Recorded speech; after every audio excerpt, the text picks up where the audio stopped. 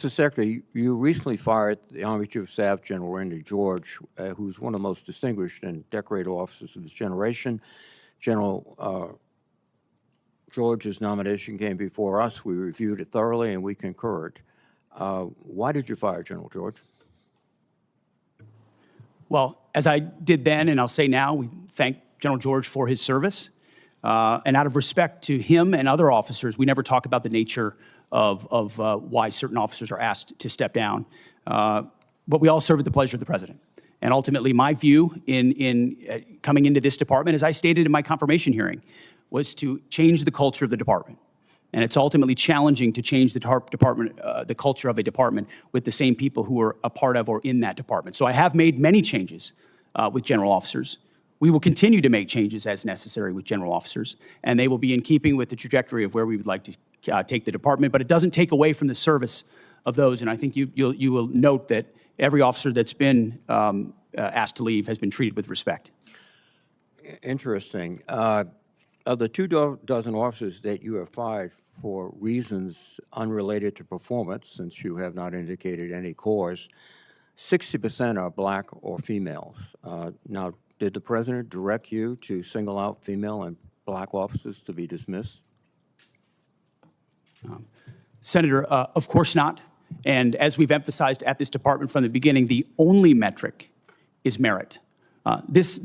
Members on this committee and the previous leadership of this department were focused on social engineering, race and gender in ways that we think were unhealthy for the department, focusing on those things, making decisions based on those things. Okay. In President Trump's War Department, we make decisions based on only one thing, merit. And that's how we've made decisions going forward. That's how we've made them, and that's how we'll make them going forward. Well, let me go back to General George. What did he fail in terms of his lack of merit to continue serving?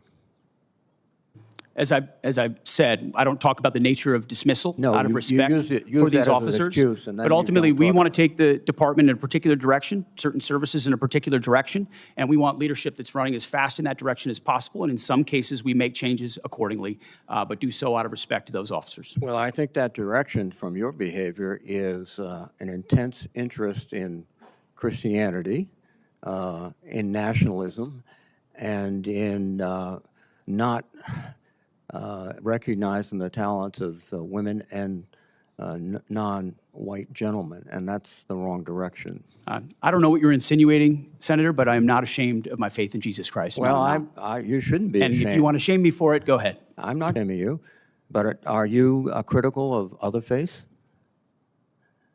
I am a believer. I'm quite open in that, and our department allows for a multitude of faiths. So I don't know what you're suggesting. I've heard the likes of things that people like you suggest to try to smear my character, and I won't give into it. No. I'm sorry, Mr. Secretary, but broadcasting before the national religious broadcasters stressing the need for more Christianity in the military forces doesn't seem like a neutral position in which you tolerate and accept all religions. Let me move on. The strategic aspects of this operation in Iran. The president declared that we're going to destroy their missiles and raise their missile industry to the ground. And after more than 13,000 strikes, unclassified assessments conclude that Iran retains more than 40% of its drone arsenal and 60% of its ballistic missile launches compared with pre-war levels. That's one of his objectives. The second objective was regime change. To the great proud people of Iran, I say tonight that the hour of your freedom is at hand, and we will take over your government. Well, when we finish, we'll take over your government. That has not succeeded. And then one of his other things is at the onset of the war, the president said, we will ensure that Iran does not obtain a nuclear weapon. Military operations in Iran have not achieved that goal yet.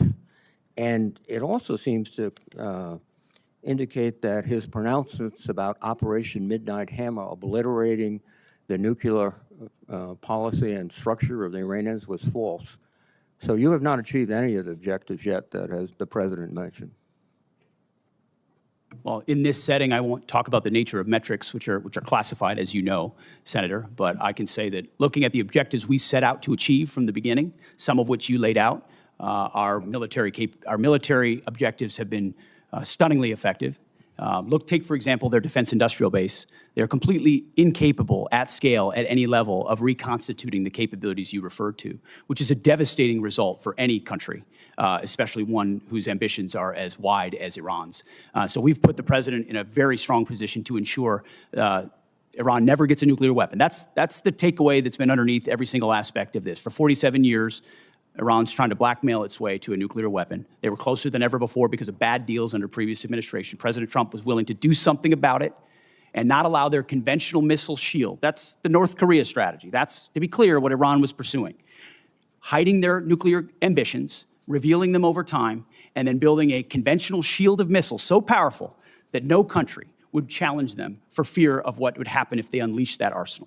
Weakened after the 12-day war and Midnight Hammer, which did obliterate their sites, President Trump saw an opportunity, because their ambitions continued, to ensure that umbrella of nuclear blackmail did not allow them to get to a nuclear weapon.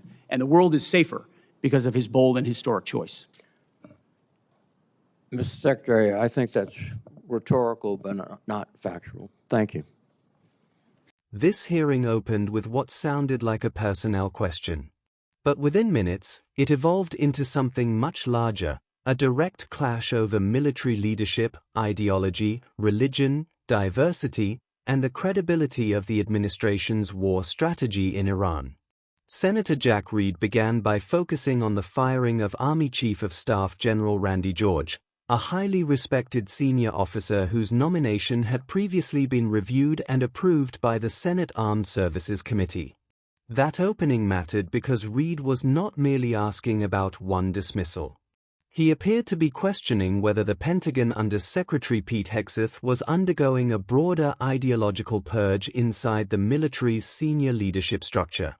Hegseth defended the dismissals as part of a deliberate effort to reshape the culture of the Department of Defense. His argument was straightforward. If leadership wants a different direction for the department, then leadership changes are necessary to achieve it. That explanation reflected a long-standing principle inside both government and military institutions. Presidents and cabinet officials often appoint leaders aligned with their strategic vision. But Reed immediately shifted the conversation toward demographics. He pointed out that among officers removed without publicly stated performance-related reasons, a significant percentage were women or black officers. That transformed the hearing instantly. The exchange was no longer just about leadership turnover. It became about whether ideological realignment inside the Pentagon was disproportionately targeting specific groups. Hegseth rejected that implication forcefully. He argued the administration's only standard was merit and accused previous Pentagon leadership of focusing too heavily on race and gender considerations. This reflects one of the defining debates currently reshaping the American military. Should diversity and representation initiatives play an active role in military leadership culture, or should leadership decisions operate entirely independent of demographic considerations? Supporters of diversity-focused policies argue that modern armed forces function best when leadership reflects the country they serve and actively addresses systemic barriers. Critics argue that identity-based initiatives risk undermining meritocracy and military cohesion. This hearing exposed that conflict directly and publicly. But Reed did not stop there. He then moved into one of the most politically sensitive subjects in modern American public life: religion inside government institutions. Reed suggested that Hegseth's public emphasis on Christianity raised concerns about neutrality toward other faiths within the military. That accusation triggered the sharpest emotional reaction of the hearing. Hegseth responded by defending his Christian faith openly and accusing critics of attempting to smear his character because of his religious beliefs. This exchange revealed a deeper tension increasingly visible across American politics. Where is the line between public expression of personal faith and the appearance of institutional favoritism? For supporters, Hegseth's remarks may sound like ordinary religious openness unfairly attacked by political opponents. For critics, the concern is not private belief itself, but whether official messaging inside a pluralistic military begins privileging one faith tradition over others. That distinction matters enormously inside the armed forces. The U.S. military includes service members from multiple religions, minority faith communities, secular backgrounds, and diverse cultural traditions. Maintaining trust across that diversity has long been viewed as essential to institutional cohesion. But then the hearing pivoted again, this time toward Iran. And here, Reid's approach changed completely. Rather than focusing on ideology or personnel decisions, he turned to measurable strategic outcomes. He listed several public objectives previously articulated by President Trump and the administration regarding the war with Iran: destruction of missile capabilities, regime destabilization, and preventing Iran from obtaining nuclear weapons. Reid then contrasted those goals with reports indicating Iran still retained substantial military capabilities despite extensive strikes. This section of the hearing was fundamentally about credibility. Reid's argument appeared to be that the administration's public rhetoric about decisive military success was not fully aligned with available evidence regarding actual battlefield and strategic outcomes. Hegseth responded by emphasizing classified assessments, degraded Iranian industrial capacity, and what he described as historic military success. He framed the operation not simply as tactical warfare, but as a strategic effort to prevent Iran from achieving a nuclear deterrent shield similar to North Korea's model. That framing is important because it reveals how the administration views the conflict. Not as an isolated regional confrontation, but as a long-term struggle over nuclear deterrence and strategic coercion in the Middle East. Reid, however, remained unconvinced. His final remark may have been the most significant line of the entire exchange. "I think that's rhetorical but not factual." That sentence summarized the broader conflict underneath the hearing. Hegseth consistently argued from conviction, vision, and strategic narrative. Reid repeatedly pulled the discussion back toward evidence, measurable outcomes, and institutional accountability. And that tension extends far beyond this hearing. Modern wars are increasingly fought not only on battlefields, but through competing public narratives.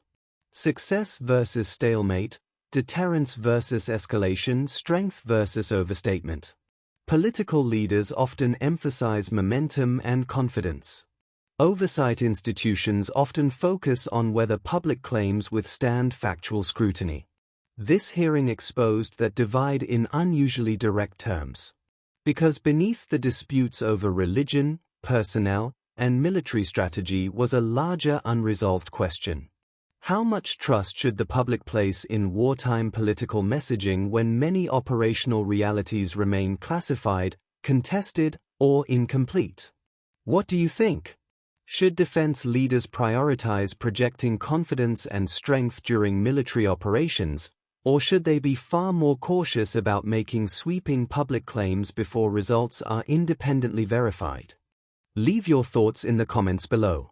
And if you value long-form congressional analysis that breaks down the strategy, politics, and institutional conflicts behind these hearings, subscribe to Capitol Oversight for more oversight coverage and deep political analysis.